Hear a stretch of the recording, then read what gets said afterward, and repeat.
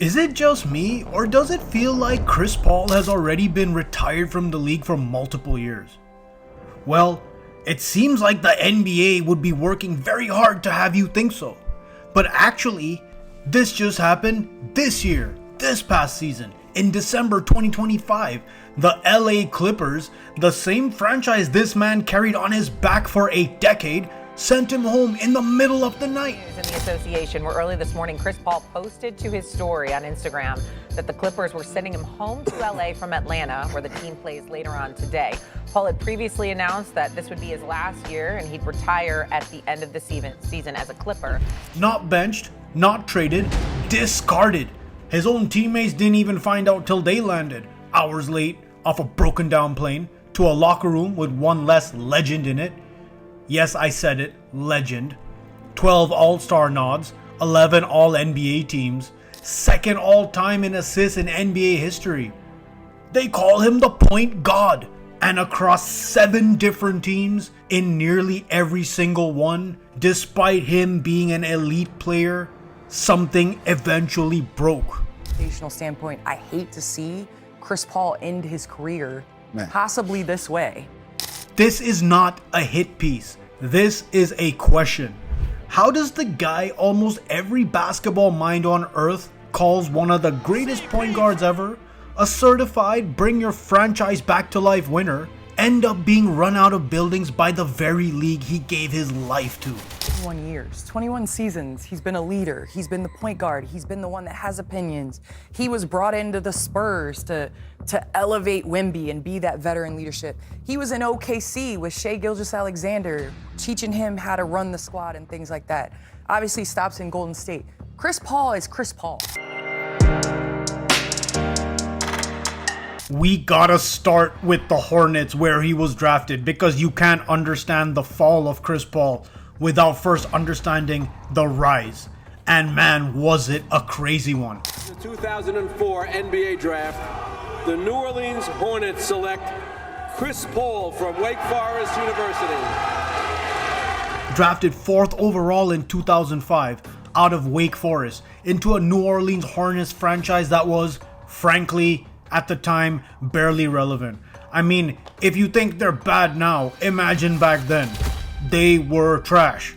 But within 3 years, he dragged them to 56 wins and a near upset of the eventual champion Spurs in 7 games.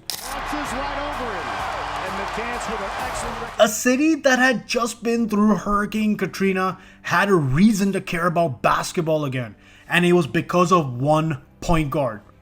This is the most critical data point you need to hold on to for the rest of this video. Everywhere Chris Paul goes, without fail, the team gets dramatically, immediately better. And somehow, miraculously... That's not opinion. That's a documented pattern across 2. But New Orleans was just the opening chapter. The real myth building happens next. But before we move to the LA chapter, we cannot skip over just how good Chris Paul was during his New Orleans tenure. Get this, 19 points a game, 10 assists a game, 4 rebounds a game, a couple steals a game, while giving you elite defense and floor generalship. Oh yeah, he also was Rookie of the Year, finished 2nd in MVP voting, and it was at this time he got given the nickname Point God, because as a point guard, he did everything, including giving you elite defense. Unfortunately, in the vast career of Chris Paul, this was the only time where he was the out-and-out NBA darling. That, of course, all changed when he got to LA. Los Angeles, with another franchise down on its luck, the Clippers. Same to the Hornets, the Clippers at this time were so irrelevant it had become a punchline. But almost overnight, Lob City was born. Chris Paul, Blake Griffin, DeAndre Jordan, sellout crowds, nationally televised games. A seemingly dead franchise, alive again, or for the first time. 30 minutes played. On paper, this should have been a dynasty. It wasn't. 6 trips to the playoffs with that core. 0 trips past the second round. And that gap between the talent on paper and the results on the court, is where the first whispers started to happen. Because inside that locker room, something wasn't sitting right with everybody. That something, it was about to blow up in the most public way possible. Summer of 2015, DeAndre Jordan. The guy who'd spent years catching lobs from Chris Paul and calling him a leader, verbally agrees to sign with the Dallas Mavericks. In his prime.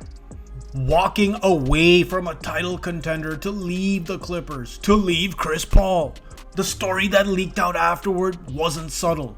Jordan wanted out from under Chris Paul's leadership style.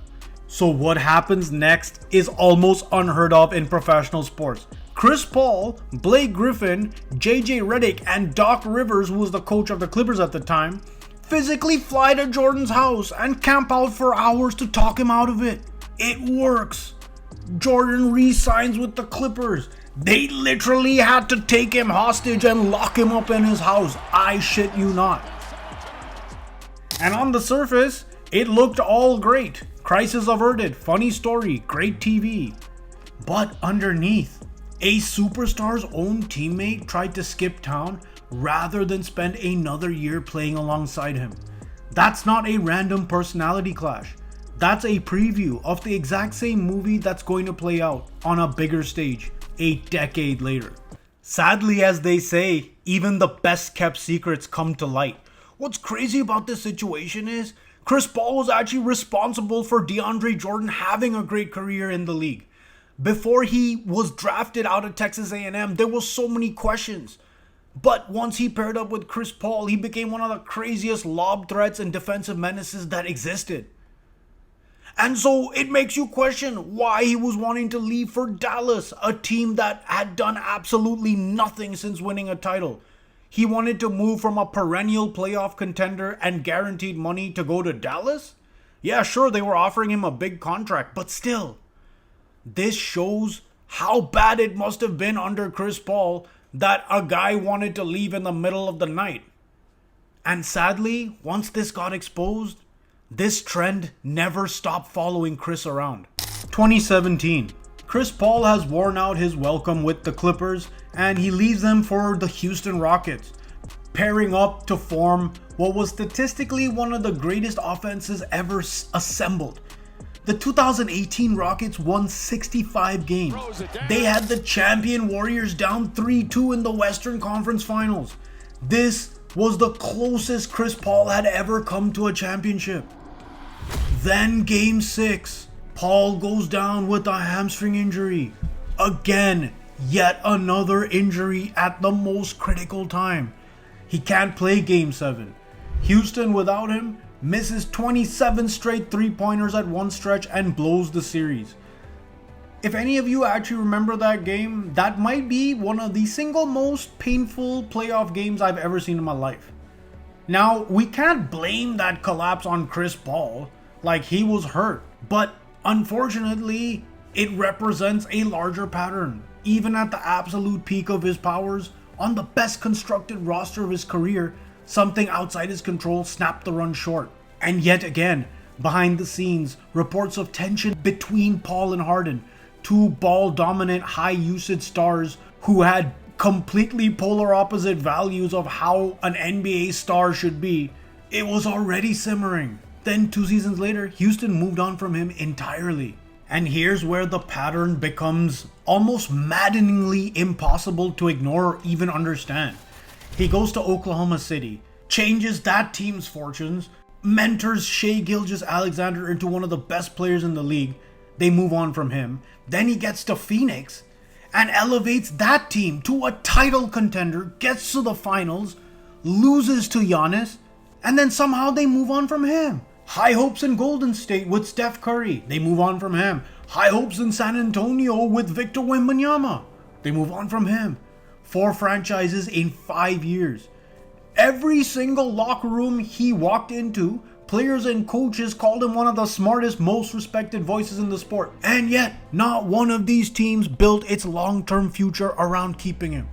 He was brought in as a fix, valued for exactly as long as he was winning games, and moved on from the moment the timeline shifted. Respected as a mind, never fully trusted or embraced as a long-term piece. That distinction is about to define the rest of his Hall of Fame career. And now we're in 2025. Chris Paul in his 21st season, which, if we can pause for a sec, for a guy who is 6 foot tall in a league made for giants, that in and of itself is wildly impressive. But anywho, signs back with the Clippers, the franchise of Lob City, the franchise where he built his legend and lifted this absolute garbage team out of the dumps. He reaches out to head coach Ty Lue and president Lawrence Frank himself to make it happen. This is supposed to be the victory lap. Play out the season with his family in LA, retire a Clipper, maybe even get his number in the rafters. For a moment, it looks like the story is going to end exactly the way it should. It doesn't. 21 games into the season, the Clippers are 5-16, sitting near the bottom of the West. And the same story that's followed Chris Paul since DeAndre Jordan starts writing itself again. Reports surfaced that Paul has been vocal, holding coaches, players, and the front office accountable in ways the organization had felt became disruptive. Paul himself later admitted it. During training camp, he was pulled aside and told the staff didn't want him giving other players advice. His response by his own account was basically, "I know you. You used to be my assistant coach." Apparently the tension with Ty Lue was so bad that it escalated to the point where they weren't speaking for weeks. Paul then requests a sit down with Lue to clear the air. Lue refuses to meet with him. Imagine how toxic it had got. Well, we don't need to imagine, because December 2025, the Clippers are stuck at the Miami airport for nearly 6 hours with mechanical issues. While they're in the air, President Lawrence Frank flies out separately to deliver the news in person. Chris Paul is done, released, sent home. Well, if you're still watching this video, you either like the content or have been triggered enough to stay this long. Either which, please smash those like and subscribe buttons. But I want to end with this. Why Chris Paul and why now? I mean, how many times have we heard about great players being tough to be around? I mean, it's almost part of the equation. And when they produce for you, like Chris Paul has done at literally every stop in his career, usually these guys get to go off into the sunset. But why Chris Paul and why now? Is it that Chris Paul was that bad of a person that the NBA was just so ready to get rid of him, that his toxic nature was so high that even being the point guard couldn't save him? Or did the NBA just look at a 6 foot tall guard who no longer was useful and in the way of the modern NBA was like, meh, we don't need you anymore? And sadly, that's what it looks like happened. And here's the thing for the rest of the league. If they could do this to Chris Paul, they could do this to almost anybody. So watch out. The league is changing. Peace.